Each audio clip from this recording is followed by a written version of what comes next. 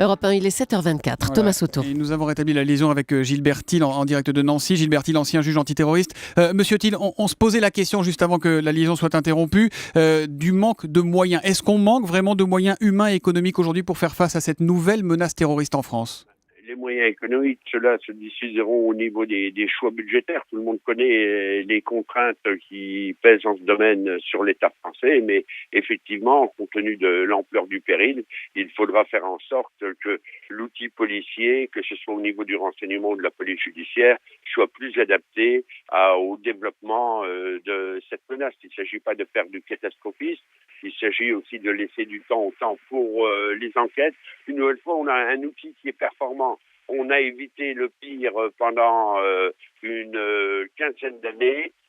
Ça ne veut pas dire qu'on est toujours en mesure de l'éviter et jusqu'à la fin de l'humanité. Mais il s'agit de prendre en considération le développement de ce terrorisme, qu'il soit ciblé ou de masse, compte tenu de l'ampleur de la puissance de peu de ceux à qui on a affaire. Et puis prendre en considération le fait que la France, et cela a été dit et redit, est une cible idéale compte tenu de son organisation politique et compte tenu de son implication dans la lutte contre un terrorisme qui est maintenant mondialisé, mais qui est également éclaté. On n'a plus affaire aux organisations pyramidales des années 70 ou 80, qu'il s'agisse du terrorisme révolutionnaire ou alors du terrorisme d'État, le terrorisme moyen-oriental. On a affaire maintenant à un terrorisme qui est beaucoup plus éclaté. La menace est parfaitement réelle, mais elle se matérialise d'ailleurs à travers les horreurs, l'ignominie d'hier, mais elle est beaucoup plus éclatée. Il y a des petits groupes, il y a les phénomènes d'autoradicalisation sur les réseaux sociaux, et tout ça implique et c'est à tout cela qu'il faut s'adapter, évidemment. Des administrations qui sont longues et coûteuses, en moyens humains et en moyens matériels. Merci beaucoup Gilbert Thiel d'avoir été en direct avec nous. Je rappelle donc que vous êtes ancien juge antiterroriste. Merci, bonne journée. Europe 1, 7h27. Les secrets politiques de Caroline Roux. Bonjour Caroline. Bonjour Thomas. Toute la journée hier, les appels au rassemblement se sont succédés. Le président lui-même a appelé à l'unité nationale face à la barbarie.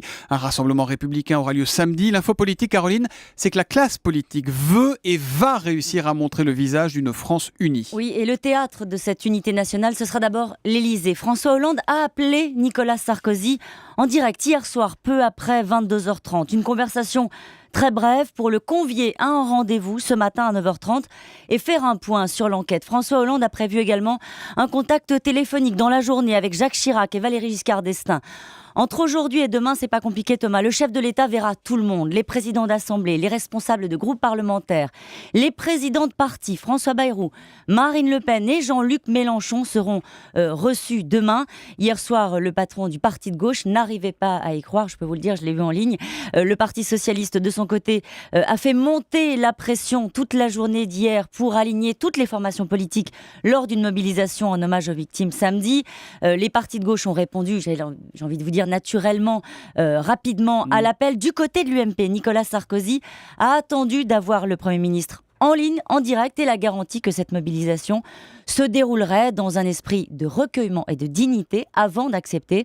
Finalement, le principe d'une marche silencieuse a mis tout le monde d'accord. Ça veut dire qu'ils seront finalement tous présents samedi ? Tous présents. Alors l'Élysée n'a pas encore tranché la présence ou non de François Hollande dans le cortège. Mais le président de la République n'a pas oublié que François Mitterrand avait assisté aux mobilisations, vous vous souvenez, après la profanation du cimetière de Carpentras ou après l'attentat de la rue des Rosiers. En tout cas, je peux vous dire, Thomas, que tous ont à cœur d'être exemplaires dans ce moment de deuil. La question politique du jour, Caroline.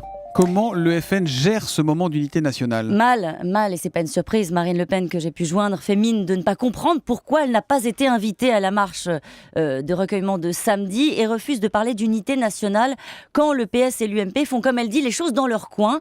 Alors la rue de Solferino lui fait passer la réponse. Le Front National n'a pas sa place dans une marche républicaine, me dit-on. Marine Le Pen est pressée, elle, en tout cas, de poser les vraies questions, comme elle dit. Elle a reporté la conférence de presse qui était prévue aujourd'hui, la semaine prochaine. Les secrets politiques de Caroline Roux, tous les matins à 7h25 sur Europe 1. À demain, Caroline. À demain.